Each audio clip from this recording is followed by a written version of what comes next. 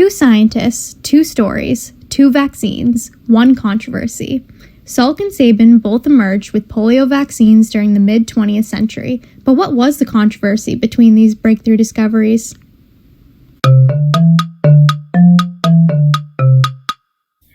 First, let's meet the scientist behind the initial polio vaccine, Jonas Salk. Salk was a researcher at the University of Pittsburgh School of Medicine. Salk focused his research on a killed virus vaccine, which had previously been successful with the flu vaccine.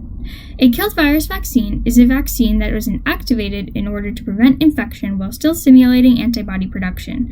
He was determined to use an inactive virus because it guaranteed that the vaccine could not accidentally cause polio. His efforts proved to be successful against paralytic polio.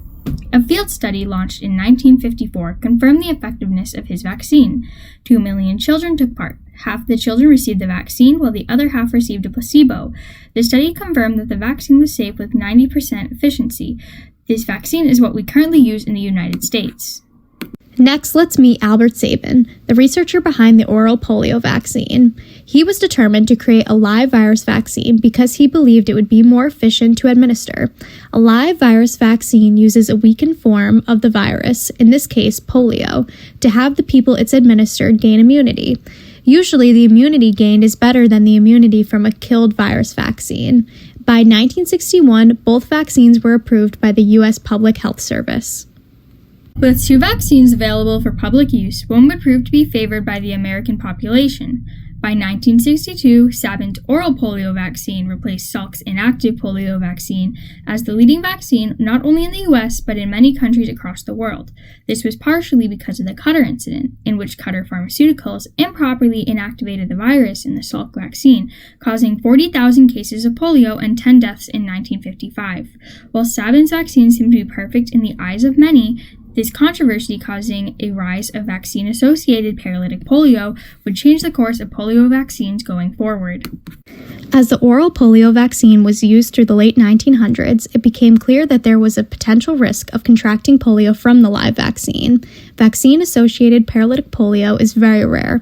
It is a one-time case with no risk of spreading to others and occurs at a rate of approximately 2 to 4 events per 1 million births. But the presence of this risk was enough for the Federal Advisory Panel in the U.S. to stop the use of Sabin's vaccine altogether in 2000. Vaccine-derived polio also became a risk for people who had not been vaccinated at all, because the oral vaccine can shed or transmit the virus through human waste, leading to the possibility of someone being infected in that way.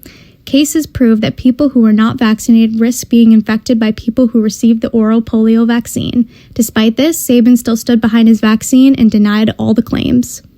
Today, multiple organizations, including the World Health Organization, are working to eradicate polio and have reached the consensus that if we continue to use the oral polio vaccine, polio will never truly be eradicated, as there is that slight risk of the live virus mutating, causing vaccine-associated paralytic polio.